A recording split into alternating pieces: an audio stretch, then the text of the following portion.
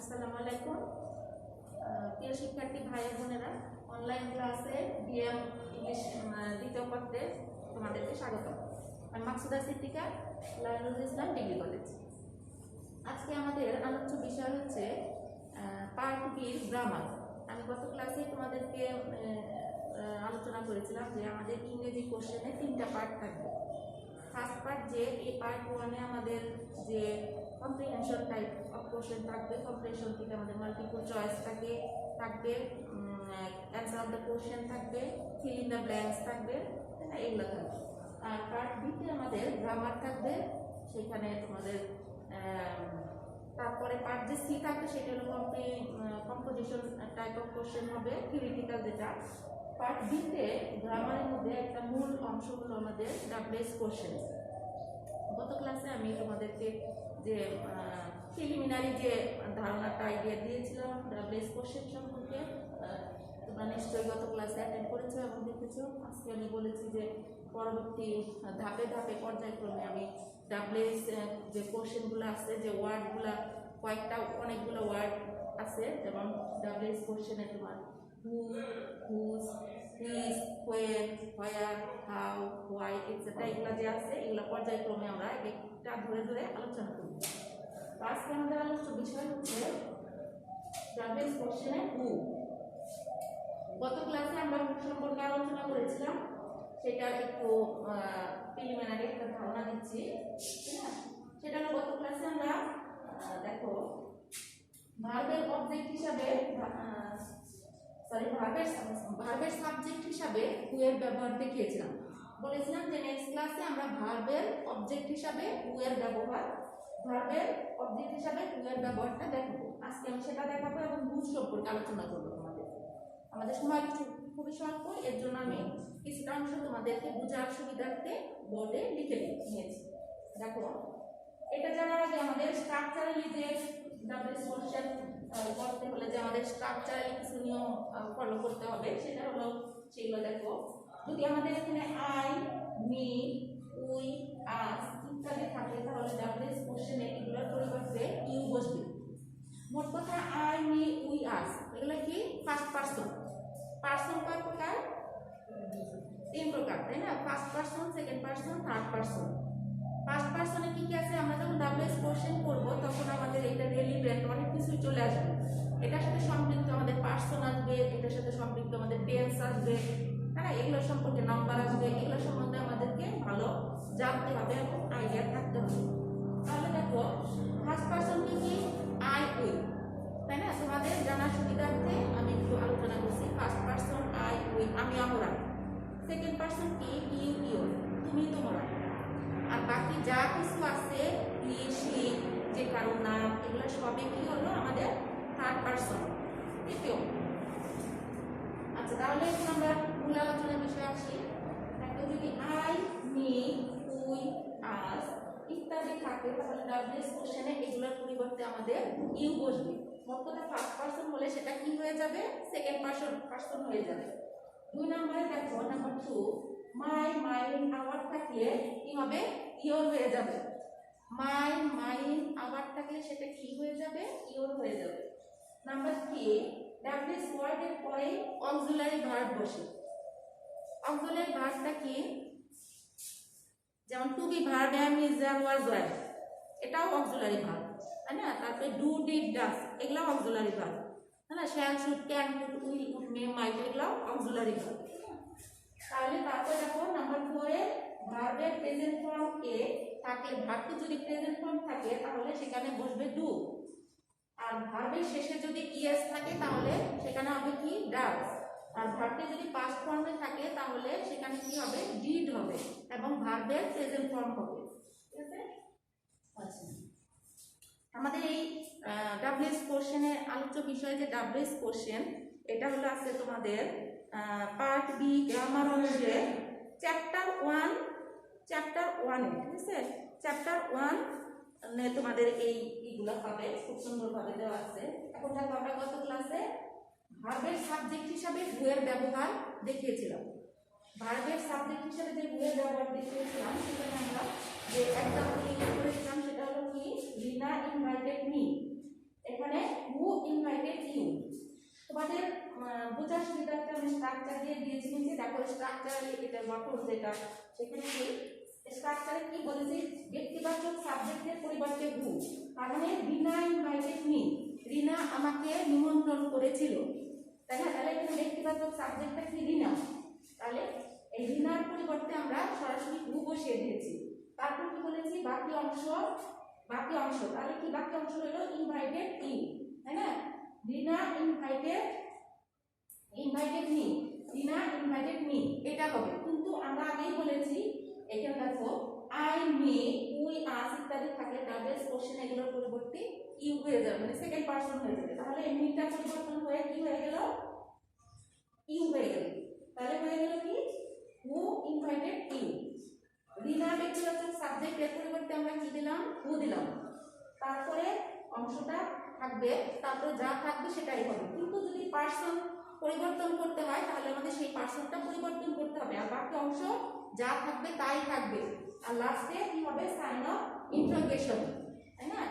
এই প্রশ্নবোধক চিহ্ন বা সাইন অফ ইন্টারোগেশন যদি আমরা ইউজ না করি তাহলে যদি আমাদের উত্তরটা পুরো হয়েও যায় তাহলে আমাদের সেটা কি মানে ভুল উত্তর হিসাবে গণ্য হবে। আচ্ছা, এটা আমি গত ক্লাসে এই পর্যন্ত তোমাদেরকে করেছিলাম, তোমাদের সুবিধার্থে আমি সেটা আলোচনা করলাম। আজকে আমরা করব ভার্বের অবজেক্ট হিসাবে হু। হি ম্যারিড, এখানে দেখো ভার্বের অবজেক্ট হিসাবে কিভাবে আমরা ব্যবহার করতেছি হুকে। হি ম্যারিড শ্বেতা, সে শ্বেতাকে বিয়ে করেছিল, তাই না? এখানে আমরা প্রথমে হলো কি দিব? হু দিব। হু দিয়ে তারপর আমরা হলো দেখবো যে আমাদের যে মূল ভার্বটা আছে সেটা কোন ফর্মে আছে। আমরা কিন্তু আগেই এখানে বলেছি ভার্বটা যদি পাস্ট ফর্মে থাকে তাহলে ডিড বসে। দেখো এখানে ভার্বটি পাস্ট ফর্মে আছে ম্যারিড, ম্যারিডের প্রেজেন্ট ফর্ম হলো ম্যারিড, তাই না? পাস্ট ফর্ম হলো কি? ম্যারিড। তাহলে এটা আমরা দেখতে পাচ্ছি যে পাস্ট ফর্মে আছে, এর জন্য কি হয়েছে? ম্যারিড। তাহলে এটা কি আমরা এখানে কি অক্সিলারি ভার্ব ব্যবহার করব? যদি প্রেজেন্ট ফর্ম থাকতো তাহলে ডু, আর পাস্ট ফর্ম হলে কি হবে? ডিড, আর ভার্বের সাথে ইয়েস থাকলে হয়তো কি? ডাজ। তাহলে এখানে আমরা যেহেতু পাস্ট ফর্মে আছে সেহেতু আমরা এখানে ডিড অক্সিলারি ভার্ব ব্যবহার করব। তাহলে হয়ে গেল কি? Who did. তারপর যে আমাদের সাবজেক্ট, সেই সাবজেক্টটা ব্যবহার করব। শুধুমাত্র I, me, we, us first পারসনের পরিবর্তন হয়ে সেকেন্ড পারসন হবে, কিন্তু যদি সাবজেক্ট থার্ড পারসন হয় সেগুলা কিন্তু পরিবর্তন হবে না, এটা সম্পূর্ণ পরিবর্তিত অবস্থায় থাকবে। তাহলে হু ডিড সাবজেক্টটা কি? হি। হু ডিড সাবজেক্টটা কি? হি। হু ডিড হি, তারপরে যে মূল ভার্ব আছে এটা প্রেজেন্ট ফর্ম, তাই না? এই দেখো 6 নাম্বার যে স্ট্রাকচার যে এটা নিয়মটা আছে, নিয়মাবলীটা, সেটা ভার্বটি পাস্ট ফর্মে থাকলে ডিড এবং ভার্বের প্রেজেন্ট ফর্ম বসে। তাহলে এটা প্রেজেন্ট ফর্মটা ম্যারিডের প্রেজেন্ট ফর্ম কি হবে? ম্যারিড। তাহলে আমাদের সুন্দর অ্যানসার হয়ে গেল হু ডিড হি ম্যারিড। আর লাস্টে সাইন অফ ইন্টারোগেশন দিতে অবশ্যই ভুলে যাবে। এটা দেখো তোমাদের সুবিধার্থে আমি একটা স্ট্রাকচার দিয়ে দিয়েছি। এখানে দেখো শুধু দেখি হু, তাই না? তারপর কি হয়েছে? অক্সিলারি ভার্ব আমরা এখানে দিয়েছি ডিড। এই মূল ভার্ব অনুযায়ী আমরা অক্সিলারি ভার্বটা দিব, এই অক্সিলারি ভার্বটা ডিড, তাই না? তারপর হলো সাবজেক্ট কি আছে? হি। তারপর কি আছে? মূল ভার্বের প্রেজেন্ট ফর্ম, ম্যারিডের প্রেজেন্ট ফর্ম হলো কি? ম্যারিড। তারপর সাইন অফ ইন্টারোগেশন, তাই না? আচ্ছা ঠিক আছে, তাহলে তোমাদের হু এর দুইটা অপশন চলে গেল। দুইটা যে স্ট্রাকচারালি যে নিয়ম আছে, একটি হলো কি ভার্বের সাবজেক্ট হিসাবে হু এর ব্যবহার এবং ভার্বের অবজেক্ট হিসাবে হু এর ব্যবহার। প্রথম যে রিনা ইনভাইটেড মেল হলো কি? ভার্বের সাবজেক্ট হিসাবে, এখানে সাবজেক্ট হিসাবে, আর এখানে কি? হু হি ম্যারিড শ্বেতা, তাই না? এখানে কি? ভার্বের অবজেক্ট হিসাবে ব্যবহৃত হয়েছে। আচ্ছা, তাহলে আমাদের হু এর এই দুইটা নিয়ম থাকবে, এই দুইটার উপরে আমাদের কোশ্চেন থাকবে। আমরা নেক্সটে চলে যাব হুজ। গত ক্লাসে আমরা পড়েছিলাম হুর পরে হলো হুজ, তাই না? এখানে দেখো হুজ, হু এর পজিটিভ ফর্ম হচ্ছে কি? হুজ। হুজ হলো তোমার ইন্টারোগেটিভ অ্যাডজেক্টিভ হিসাবে ব্যবহৃত হয়ে থাকে। হু এর পজিটিভ ফর্মকে আমরা আবার বলছি, হু এর পজিটিভ ফর্ম হচ্ছে তোমাদের হুজ। ইন্টারোগেটিভ অ্যাডজেক্টিভ হিসাবে এই হুজটা ব্যবহৃত হয়ে থাকে। আচ্ছা, এখানে দেখো হুজ সাবজেক্ট হিসাবে হুজ, সাবজেক্ট হিসাবে যে হুজের ব্যবহার সেটা আমরা সুন্দর করে স্ট্রাকচারালি দেখাবো আজকে। এখানে দেখো প্রথমে তোমাদের বোঝার সুবিধার্থে আমি প্রথমে তোমার এক্সাম্পল দিয়ে নিয়েছি, তারপর আমি এখানে স্ট্রাকচারটা দিয়েছি তো তোমরা বুঝতে পারো। এখানে সাবজেক্ট হিসাবে হুজ যেটা তার এক্সাম্পল দিয়েছি his, his dress is nice, তাই না? হিজ ড্রেস ইজ নাইস, তার কি জামাটি সুন্দর।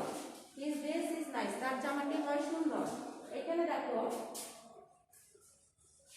হুজটার যে প্রথমে যে সাবজেক্ট থাকে সেটা সবসময় পজিটিভ ফর্মে থাকবে, তাই না? দেখো আমরা যতগুলো মানে কি দিয়েছি সবই দেখো শুরুতে হিজ, মিনাস এগুলো সব পজিটিভ ফর্মে আছে। তাহলে দেখো হিজ ড্রেস ইজ নাইস, তার জামাটি হয় সুন্দর। এখানে কি বলেছি আমরা সাবজেক্ট হিসাবে হুজ। আমরা হুর ব্যবহার যখন করেছিলাম তখন লিখেছিলাম যে সাবজেক্ট হিসাবে যে হু ছিল সেখানে আমরা বলেছিলাম শুরুতে আমরা হু দিয়েছিলাম। এখানেও অনুরূপ ভাবে একই রকম আমরা শুরুতেই যে পজিটিভ কেসটা থাকবে তার পরিবর্তে হুজ ব্যবহার করব। হুজ ব্যবহার করে তারপরে আমরা যা থাকবে বাকি অংশ সেটাই লিখে দেব, তাই না?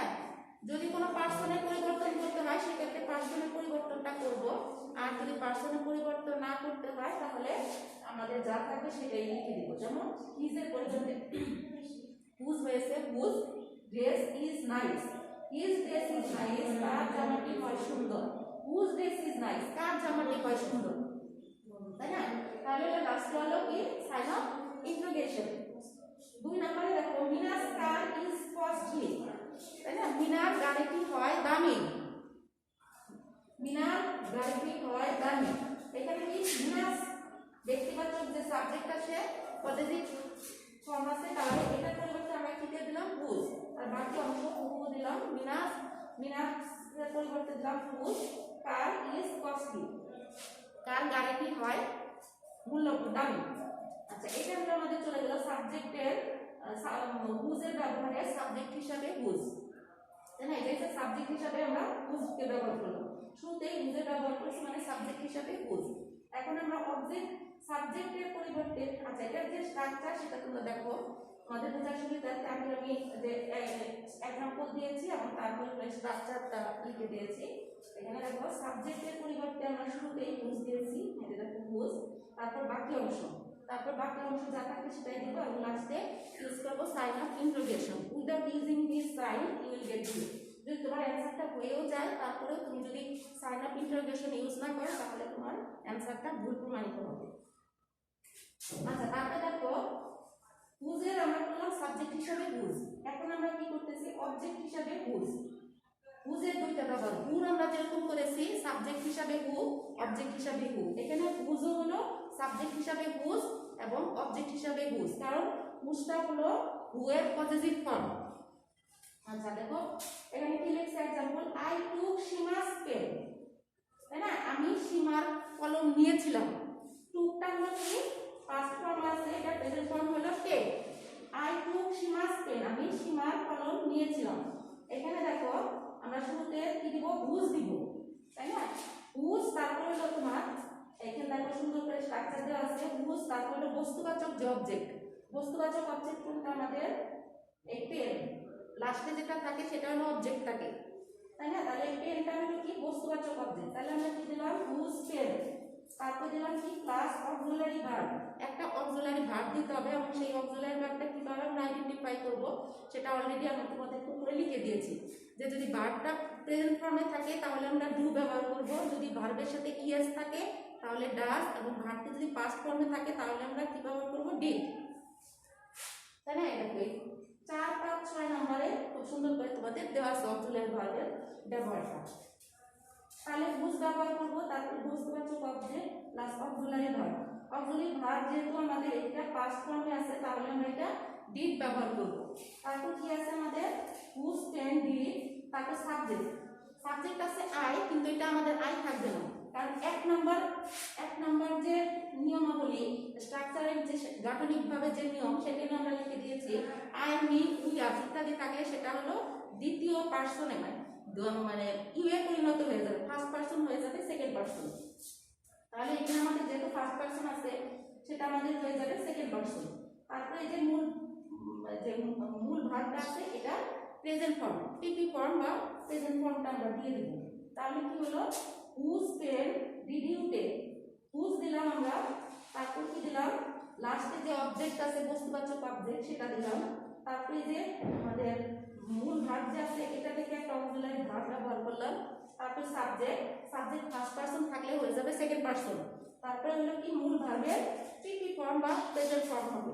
তাহলে whose pen did you take, লাস্টে কি আছে, সাইন অফ ইন্টারোগেশন। দেখো হুজ প্লাস বস্তুবাচক object plus auxiliary verb plus subject plus মূল ভার্বের PP form plus sign of interrogation. আচ্ছা, অনুরূপভাবে হি ইজ ড্রাইভিং মাই কার, সে আমার গাড়ি চালাইতেছে। হ্যাঁ, এটা কি প্রেজেন্ট ফর্ম আছে, driving, he is driving my car, সে আমার গাড়ি চালাচ্ছে, তাই না? তাহলে এটা কি, এটা কি হবে, হুজ কার, তাই না? হুজ দিলাম, লাস্টে যে অবজেক্ট আছে বস্তুবাচক সেটা দিলাম, হুজ কার। তারপর অক্সিলারি ভার্ব, এখানে আমাদেরকে এক্সট্রা কোনো অক্সিলারি ভার্ব আমাদের দেখতে হবে না, কারণ অলরেডি কোনো অক্সিলারি ভার্ব দেওয়া আছে, ইজটা অক্সিলারি ভার্ব। আমি তোমাদের বলেছি যে am is are was were এগুলো টু বি ভার্ব, তারপর do did does shall should will would can could may by etcetera, এগুলো হলো তোমার, এগুলো অক্সিলারি ভার্ব। তাহলে কি হুজ পেন অক্সিলারি ভার্ব দেওয়া আছে সেটাই হবে ইজ, তারপরে সাবজেক্ট কি আছে হি। যেহেতু আমি বলেছি যে ফার্স্ট পারসন হলে সেকেন্ড পারসন হয়ে যাবে, রূপান্তরিত হয়ে ফার্স্ট পারসন তাকে ই হয়ে যাবে, কিন্তু থার্ড পারসন হলো আনচেঞ্জেবল থাকবে, the third person will be remain unchanged, তাই না? তাহলে থার্ড পারসন কোনো পরিবর্তন নাই, যেন হিটা হি বসে গেছে, এবং বাকি হলো যে ভার্বটা আইএনজি, তাই না? ড্রাইভিং আইএনজি যুক্ত যে প্রেজেন্ট ফর্ম আছে সেটা। তাহলে কি whose car is he driving, লাস্টে সাইন অফ ইন্টারোগেশন। তাহলে তোমরা আশা করতেছি গত ক্লাস আজকে যে হুয়ের উপরে আমরা যে ক্লাস নিয়েছি এবং হুজের উপরে ক্লাস নিয়েছি, আশা করছি তোমরা বুঝতে পেরেছো। নেক্সট আমরা নতুন একটা ডাব্লিউএস কোশ্চেন নিয়ে আলোচনা করবো। সে পর্যন্ত তোমরা ভালো থাকো, সুস্থ থাকো। আমি মাকসুদা সিদ্দিকা একাডেমি বিদায় নিচ্ছি। আসসালামু আলাইকুম।